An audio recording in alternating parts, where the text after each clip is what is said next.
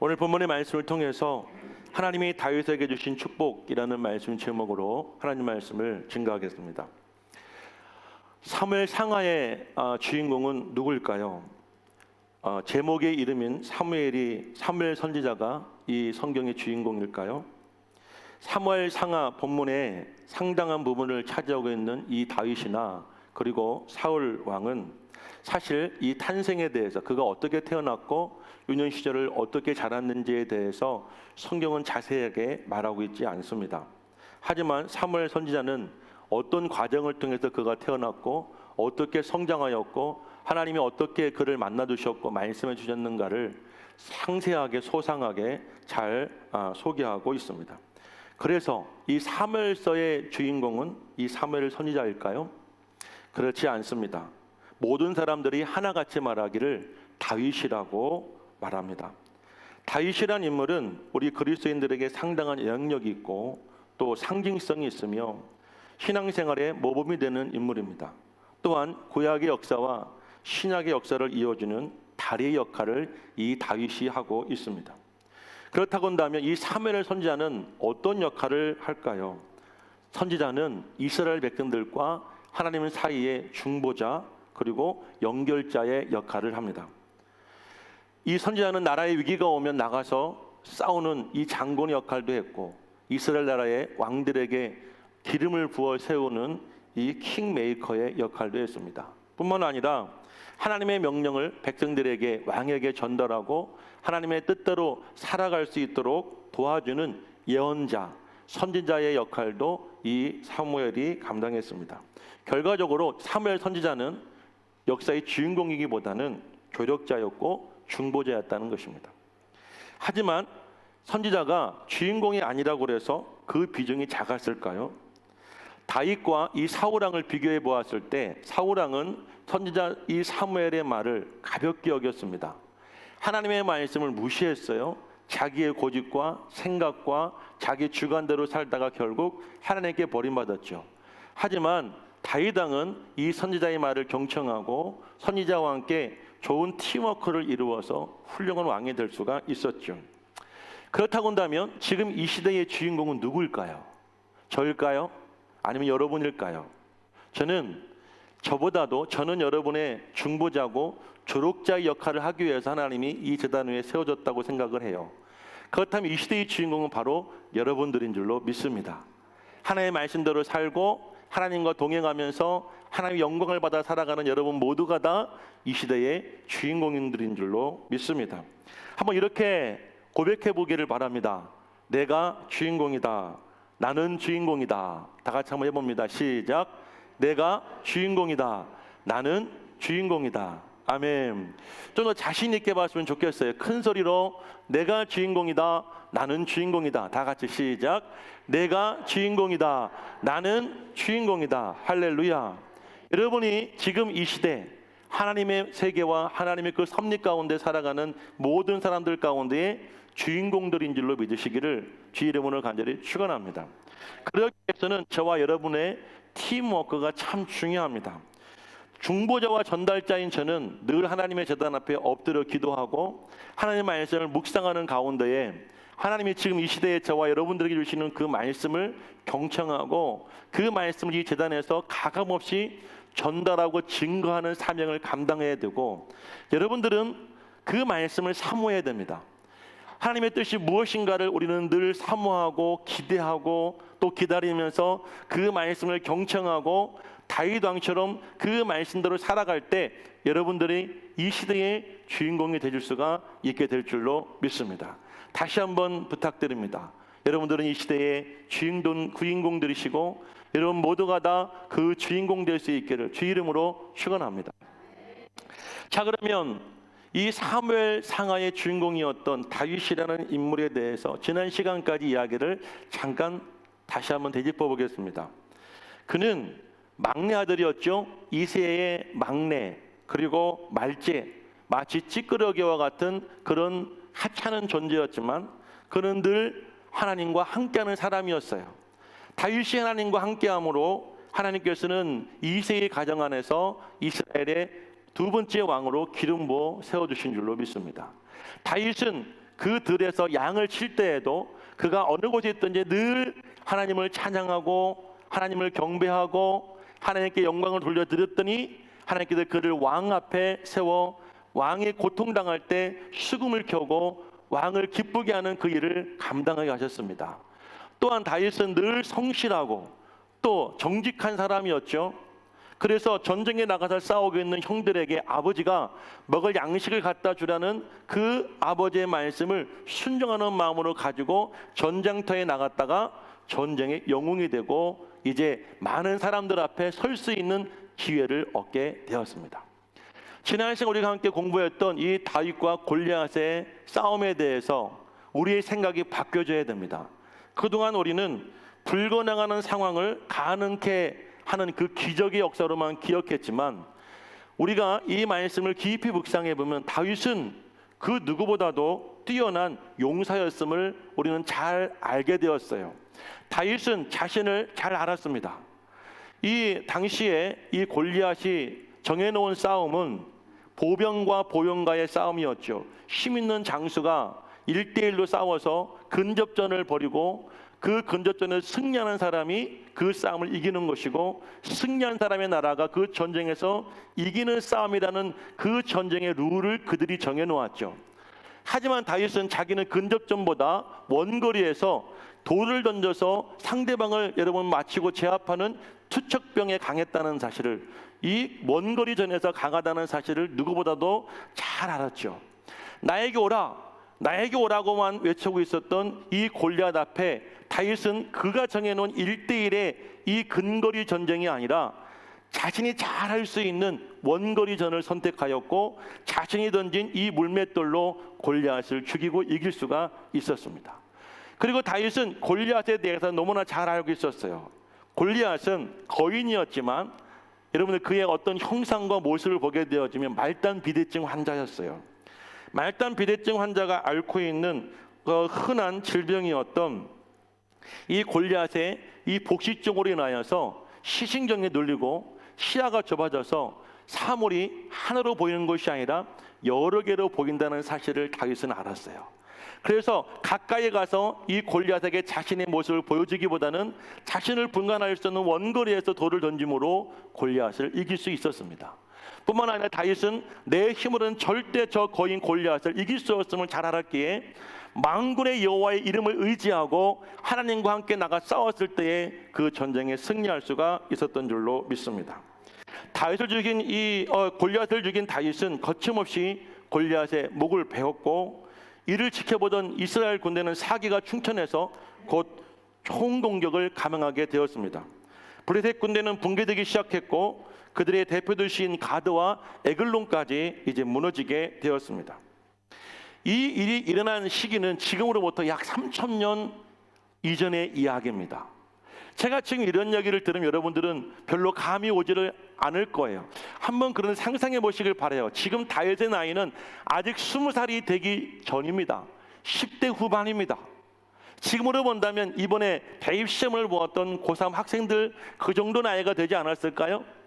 부모들이 그들을 볼 때는 아직 철없는 어린아이 같은데 그 철부지 어린아이인 다윗은 이 이스라엘 나라를 대표해서 적장 골리앗 이 거인 앞에 서게 되었을 때 그 마음속에 얼마나 큰 중압감이 몰려왔고 그는 얼마나 고독했을까요?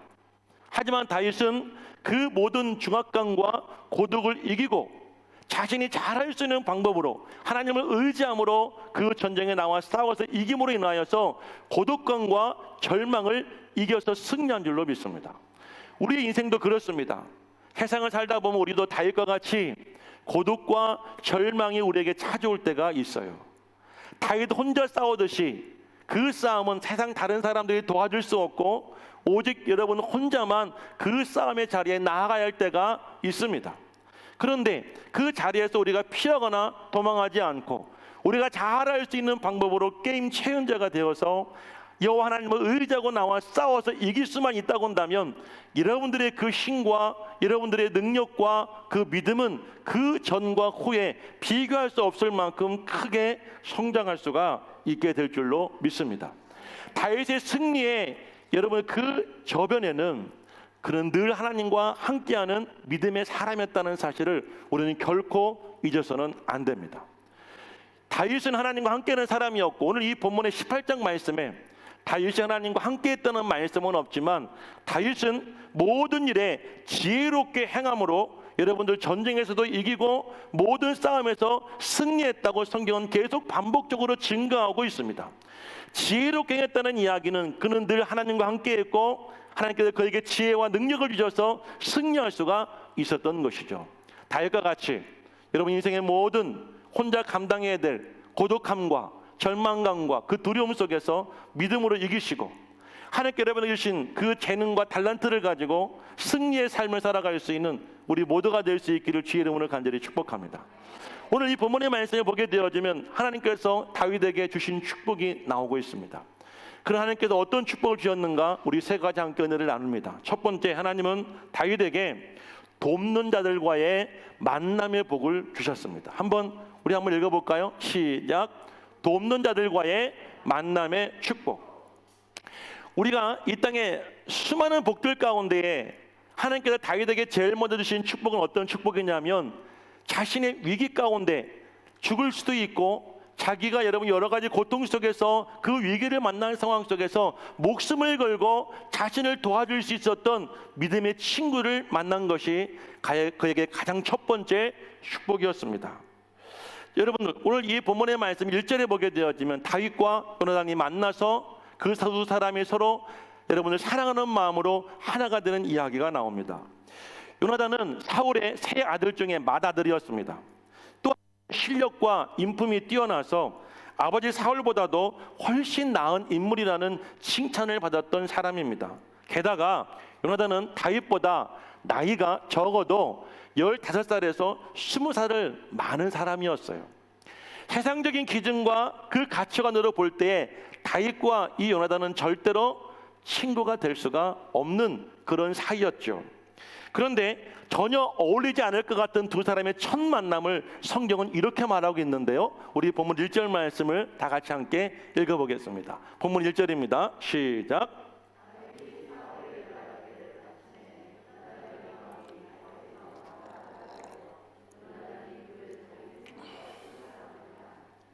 환경적으로 상황적으로 볼 때는 절대 친구가 될 수 없는 두 사람이 어떻게 친구가 될 수 있었을까요? 오늘 본문의 말씀 보니까 요나단의 마음이 다윗의 마음과 하나가 되었다라고 말합니다. 요나단의 이 마음, 다윗의 마음을 제가 주석을 보니까 이 마음이 어떻게 해석이 됐냐면 영혼과 영혼이라고 해석을 하고 있어요.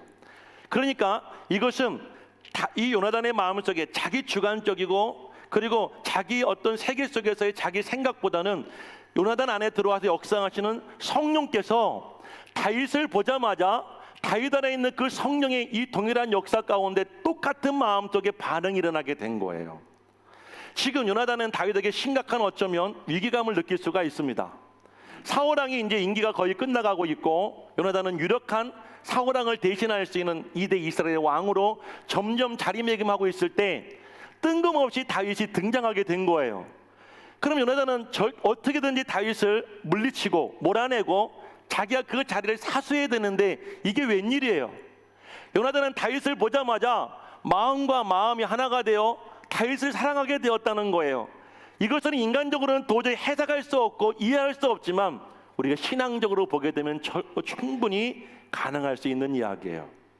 자, 우리가 눈앞에 어느 누군가 하나님의 성령 역사하시는 말미암아 놀라운 일들을 말하고 그들이 그 일을 이루며 살아가는 모습을 보았을 때 내가 인간적인 머리로는 그 사람이 이해가 되지 않지만 성령께서 우리의 가슴을 뜨겁게 할 때가 있어요. 감동이 될 때가 있어요. 나도 그 사람의 마음과 하나가 되어지고 나도 그 사람의 생각과 하나가 되는 그런 놀라운 은혜가 임할 때가 있는 거죠. 한마디로 말하면 다윗을 보자마자 요나단의 마음속에 하나님의 은혜가 임하게 된 거예요. 그러자 요나단도 그 은혜의 그 역사하심에 감동이 되어서 다윗을 아주 뜨겁게 사랑하게 된 줄로 믿습니다. 자, 여러분들 이 다윗이 골리앗을 죽이는 그 장면에서 수많은 이스라엘 백성들은 얼마나 놀래고 얼마나 여러분들 이 다윗에 대해서 자신의 모든 생각과 경험을 가지고 다윗을 보았을 때 경악할 수밖에 없었겠죠. 근데 그 자리에 누가 함께 있었느냐면 요나단도 함께 경악하고 있었어요. 모두가 충격 속에서 경악하는 자리에 요나단만큼은 놀라지 않고 요나단의 가슴 속에 이 다윗이 하는 그 행동과 그 말과 그 모든 일을 주관하고 역사하신 하나님의 영이 임하여서 뜨겁게 반응하게 된 거예요. 그래서 요나단이 다윗을 찾아가서 다윗에게 먼저 손을 내밀고 그의 친구가 되게 된 줄로 믿습니다. 자, 20년 전 블레셋과의 전투에서 요나단은 이렇게 말을 했습니다. 우리 사무엘상 14장 6절 말씀을 읽어보겠습니다. 다 같이 글씨 보이세요? 자, 한번 읽어봅니다. 시작. 요나단이 자기 무기를 든 소년에게 이르되 우리가 이 할례 받지 않은 자들에게로 건너가자. 여호와께서 우리를 위하여 일하실까느라. 여호와의 구원은 사람이 많고 적음에 달리지 아니하였느라. 이 요나단이 소년에게 말하기를 이 할례 받지 않은 자들 블레셋 사람들에게로 우리가 건너가자. 여호와께서 우리를 위하여 일하실까느라. 이 말은 무슨 말이라고 그랬어요? 반드시 일하실 것이다. 반드시 도와줄 것이다.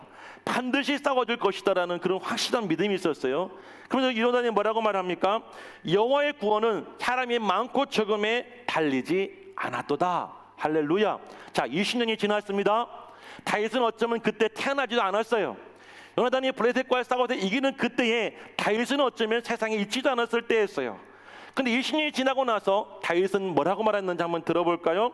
17장 26절 말씀이에요. 한번 읽어봅니다. 17장 26절 말씀.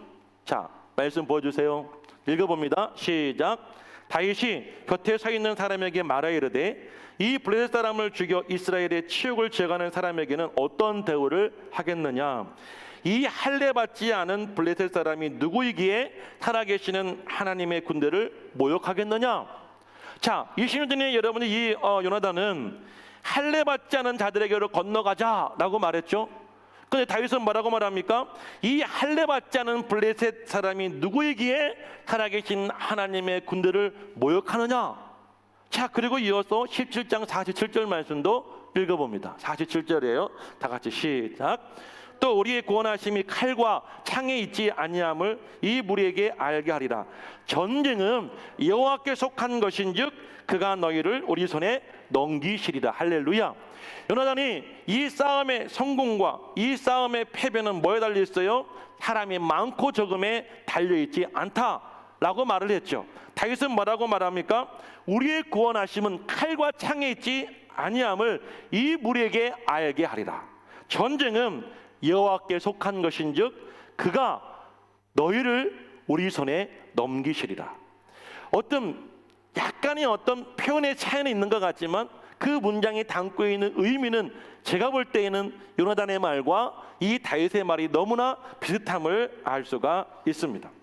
20년 전 요나단도 이렇게 뜨겁게 하나님의 은혜와 능력으로 역사하심으로 말미암아 블레셋과 싸워서 이겼던 사람인데 20년이 지나고 나서 다시 한번 그의 가슴을 뜨겁게 달군 사람이 나타나게 된 거예요. 그가 누구예요? 바로 다윗이었던 거예요. 뿐만 아니라 요나단은 다윗이 자기보다 더 믿음이 크다는 사실을 알게 되었어요. 생각해 보십시오. 요나단도 40일 동안 이 블레셋의 장군 골리앗 앞에서 아무것도 할 수가 없었어요.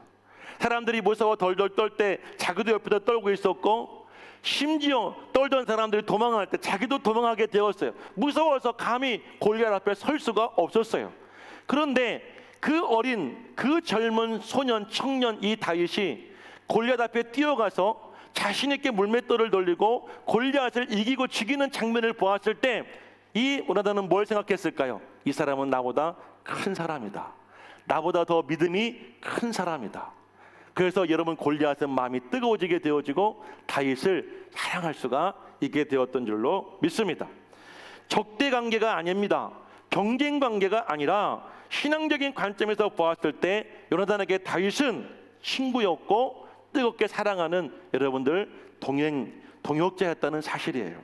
자, 요나단은 굉장히 파격적인 행동으로 다윗을 맞이하게 되어지는데 어떻게 했을까요? 우리 3절 말씀을 한번 읽어봅니다. 본문 3절 말씀을 우리 함께 읽어보겠어요.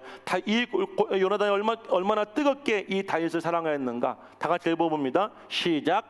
요나단은 다윗을 자기 생명같이 사랑하여 더불어 언약을 맺었으며 이 언약은요, 하나님과 인간 사이에서 맺는 약속을 말합니다. 그런데 요나단이 다윗과 더불어 언약을 맺었다는 것은 어떤 의미가 있느냐면, 하나님 앞에서 사람과 사람과의 사이에서 내가 너에게 약속이야 이렇게 한 것이 아니라 여호와 이름 앞에서 여호와 이름을 두고 맹세하게 된 거. 이것은 어떤 의미냐면, 누구든지, 그리고 내가 먼저 약속을 제안했으니까 내가 이 약속을 어기게 되어지면 내 생명도 너에게 아낌없이 주겠다라는 그런 아주 중요하고 아주 무거운 그런 약속을 요나단이 하게 된 거예요. 지금 요나단은 제정신이 아닙니다. 왜요? 자기 안에는 성령이 자기의 의지와 상관없이 지금 막 그렇게 행동하기에 역사하는 거예요.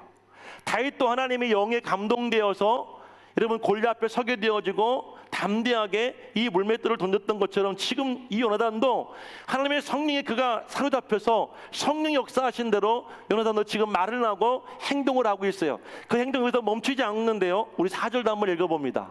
언약을 맺으면서 요나단이 어떻게 했을까 읽어봅니다. 시작. 요나단이 자기가 있던 겉옷을 벗어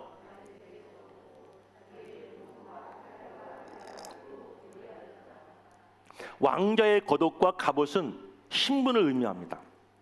칼과 활과 띠는 무사히 자존심을 말합니다.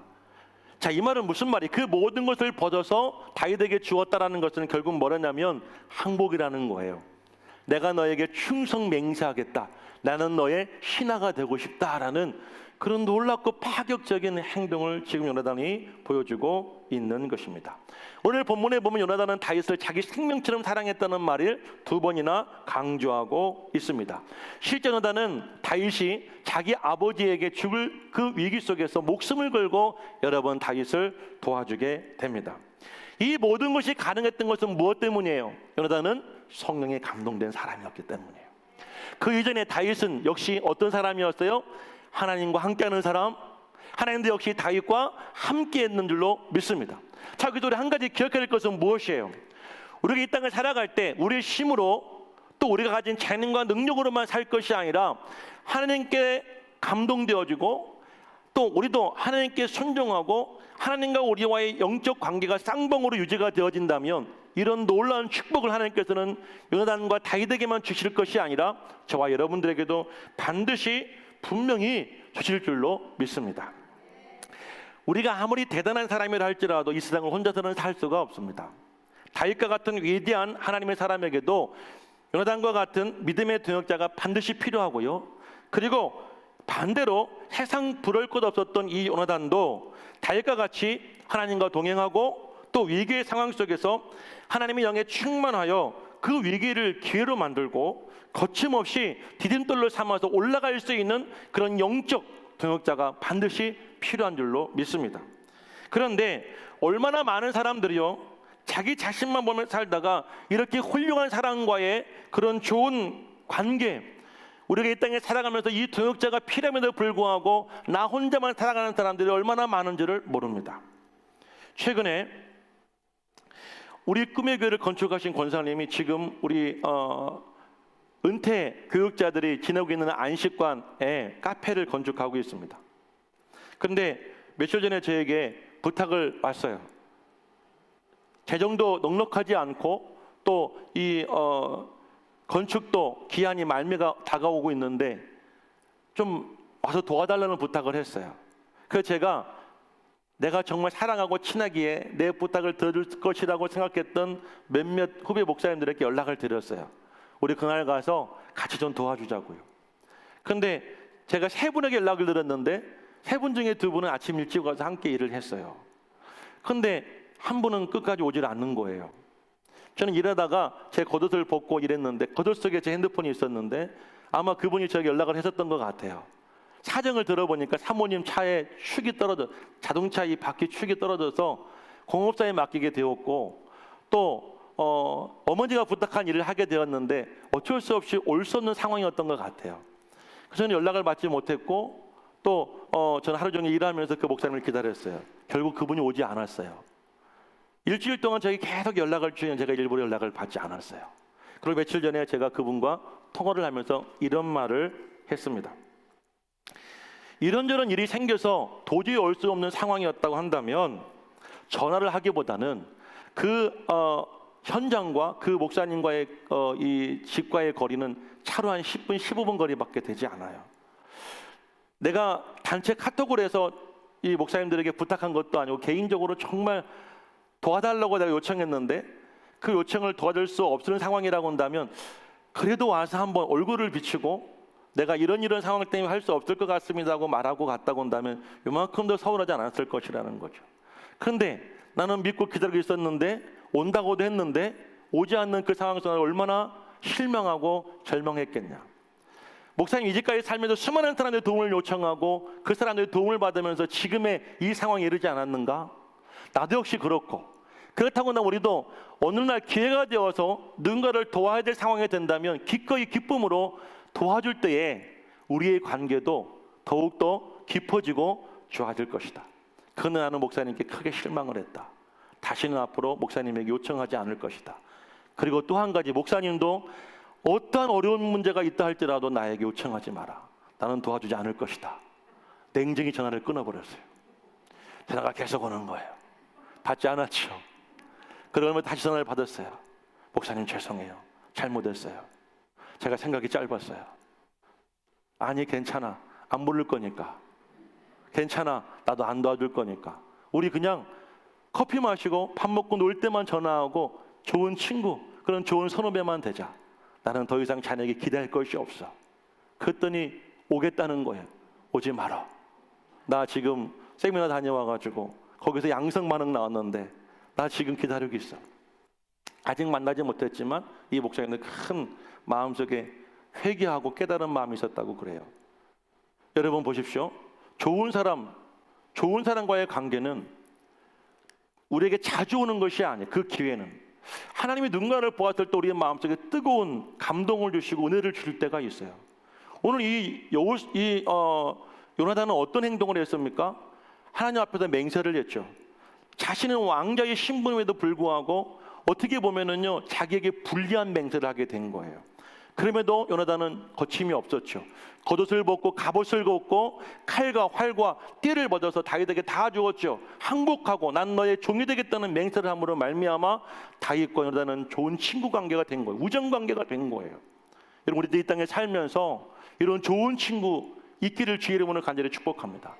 내가 필요할 때, 내가 어려울 때 손을 뻗어서 도와줄 만한 친구가 아니라 나도 그 친구가 어려울 때 손을 뻗쳐주고 도움 줄 수 있는, 정말 내 생명도 나눌 수 있는 그런 친구들이 여러분들에게 많이 있기를 간절히 축원합니다. 지금은 다윗이 인기가 많고 사람들에게 인정받는 그런 상황이지만 다윗도 시간이 지나고 났을 때에는 죽을 위기가 얼마나 많이 있었는지 몰라요. 그런데 이 지금의 맹세로 인하여서 이 요나단이 다윗을 얼마나 그 절대절명의 위기 속에 도와준지 모릅니다. 우리에게도 그런 사람들이 필요해요. 우리도 우리 자신을 포기하고 성령께서 역사하실 때 내가 좋은 사람이 되어져서 이 세상에 믿음 안에 신앙 안에 좋은 친구들이 많이 있기를 주 이름으로 간절히 축복해요. 두 번째는 하나님께서 다윗에게 출세의 복을 주셨어요. 오늘 한번 이 본문 2절 말씀을 한번 같이 읽어볼까요? 2절 말씀 짧게 말씀드릴게요. 2절 말씀 시작. 그날에 사울은 다윗을 머무르게 하고 그의 아버지의 곁으로 다시 돌아가기를 허락하지 아니하였다라고 말합니다. 자, 조금 뒤로 넘어가 보면 이 사울 왕은 골리앗과의 블레셋 전쟁에서 골리앗과 맞서 싸워 이기는 사람에게 세 가지의 여러분들 이 포상을 주겠다고 약속했어요. 첫 번째는 어떤 약속이냐면 많은 재물을 주어서 그 사람을 부자가 되게 하겠다. 두 번째는 내 딸 중에 하나를 주어서 나의 사위로 맡겠다. 세 번째는 그 사람의 아버지에게 평생토록 세금을 면제해 주겠다. 어마어마한 파격적인 제안이죠. 다윗은 사울로부터 그 제안을, 여러분 그 약속을 다 받았어요. 자, 그리고 사울은 또 한 가지 다윗에게 어떤 제안을 했냐면 이제는 이런 정말 훌륭한 인재를 다시 집에 보낼 수가 없어. 넌 내 옆에 있어. 내가 너에게 좋은 자리 예비해 줄게. 다윗은 그때부터 공직 생활에 여러분들 입문하게 된 거예요. 자, 다윗을 모르면 이제 이스라엘 나라에 간첩이라 할 만큼 이스라엘에서 다윗은 유명사를 태고 있습니다. 뿐만 아니라 이스라엘만이 아니에요. 이스라엘 주변의 모든 적대국들 가운데 다윗을 모르면 안 돼. 왜냐하면 걔 모르고 갔다가 전쟁에 지니까.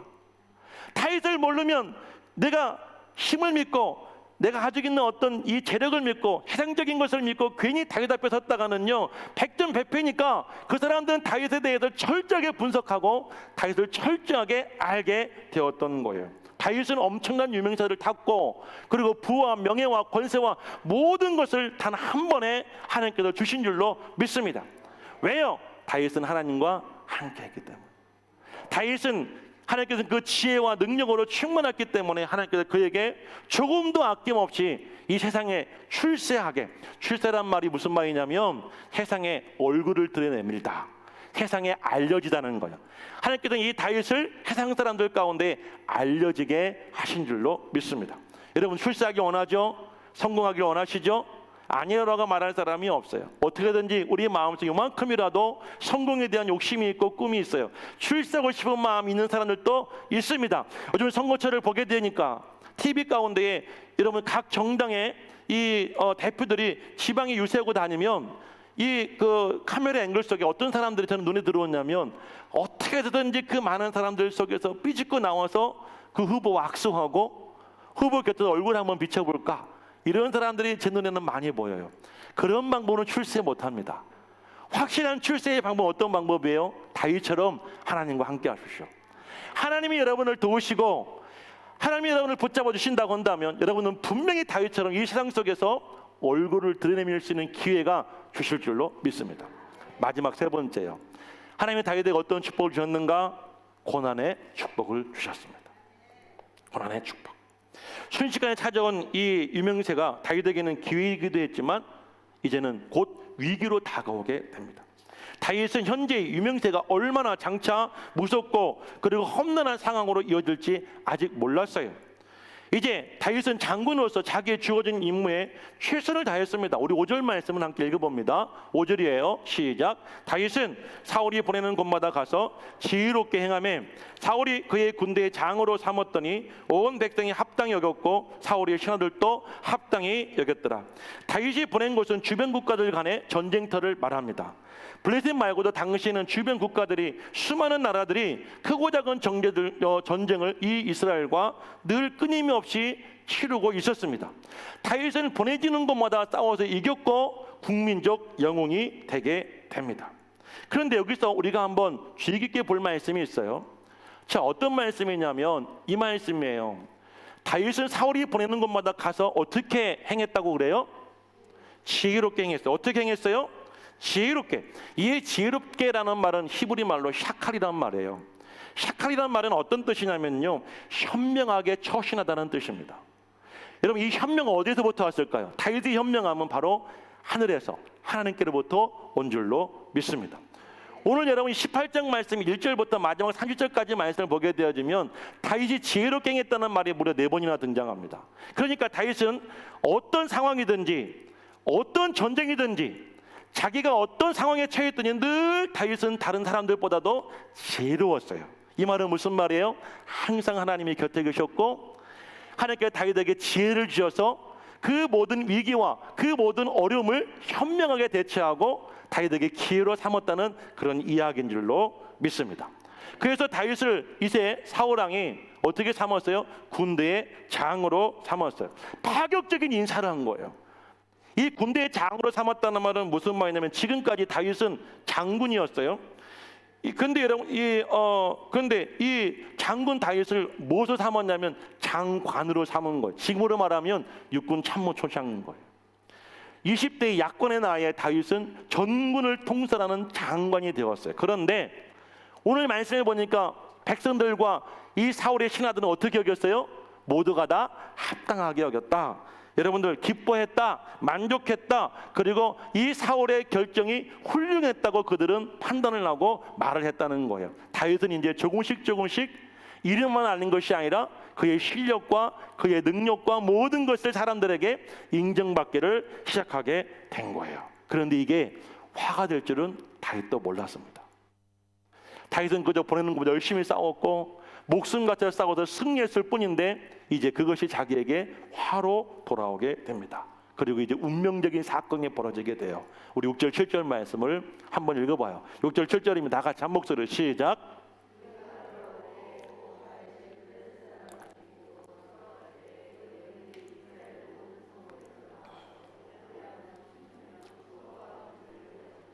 왕 사울을 환영하는데 여인들이 떠놀며 노래하여 이르되 사울이 죽인 자는 7절이에요. 7절 넘겨주세요. 시작. 여인들이 떠놀며 노래하여 이르되 사울이 죽인 자는 천천히요 다윗이 죽인 자는 만만이로다. 당시에 큰 공을 세우고 돌아오는 이 개선 장군이 돌아올 때 왕은 직접 나가서 그를 영접하는 그런 제도가 있었어요. 개선 장군이었던 이 다윗과 군대가 돌아올 때 사울 왕과 그의 신하들이 이제 맞이하는 그런 축제가 벌어지게 되었어요. 축제의 절정은 어디였느냐면 두 무리가 만나는 현장이었어요. 다윗의 군대와 사울의 신하들이 딱 만날 때 어떤 일이 벌어졌냐면 그 당시에 여성들 합창단이 조직이 되었어요. 수천 명의 합창단들이 여러 가지 악기에 맞춰서 뛰놀며 노래하기를 뭐라고 말했냐면, 근데 여러분 저는 지금까지 이걸 누가 작사했는지 저는 모르겠어. 이걸 여러분들 이렇게 말하면 안 되는데 그 당시에 누군가가 이 노래를 작사하기를 뭐라고 작사했냐면 사울은 천천히고 다윗은 만만이로다. 이 말을 계속해서 노래 가사로 후렴으로 계속 부르는 거 한번 생각해 보세요. 외워져요. 그죠?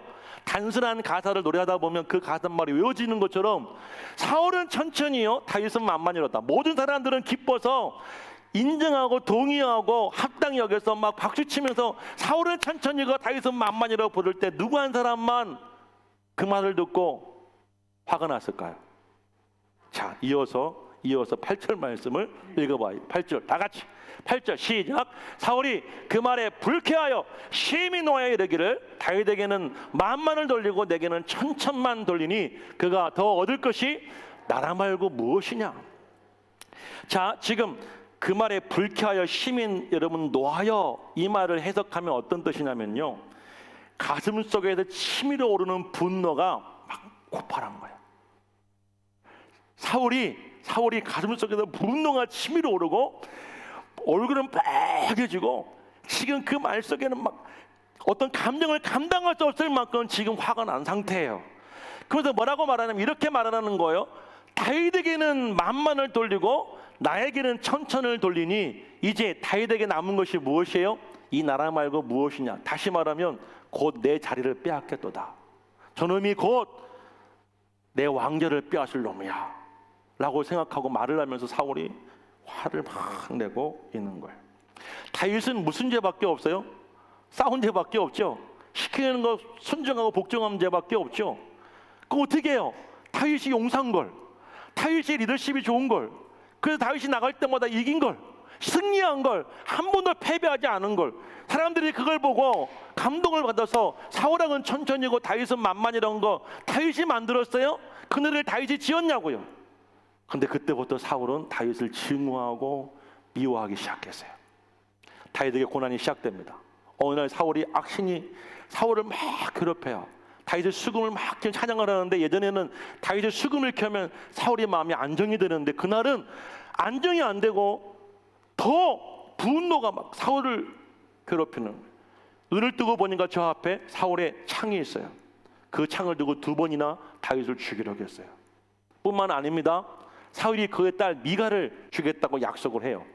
근데 약속을 할 때 결혼 이 전리품이 있어요. 그게 뭐냐면 돈도 필요 없고 다 필요 없고 한 가지야.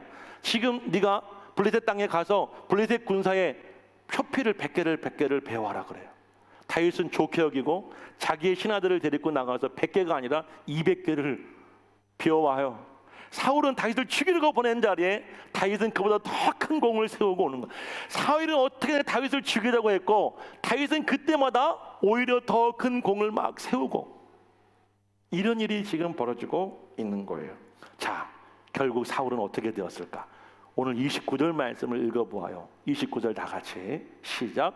사울이 다윗을 더욱 두려워하여 대적이 되니라. 할렐루야.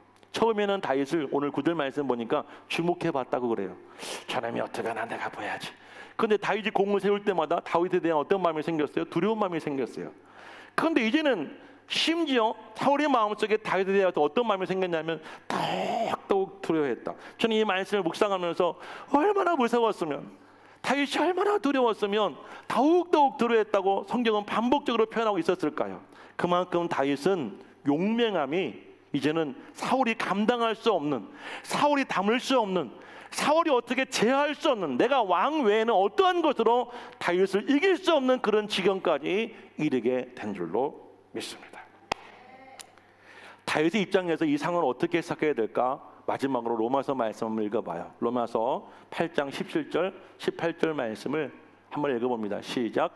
자녀이면 또한 상속자 곧 하나님의 상속자요 그리스도와 함께 한 상속자니 우리가 그와 함께 영광을 받기 위하여 고난도 함께 받아야 할 것이라 생각하는데, 현재의 고난은 장차 우리에게 나타날 영광과 비교할 수 없도다. 할렐루야.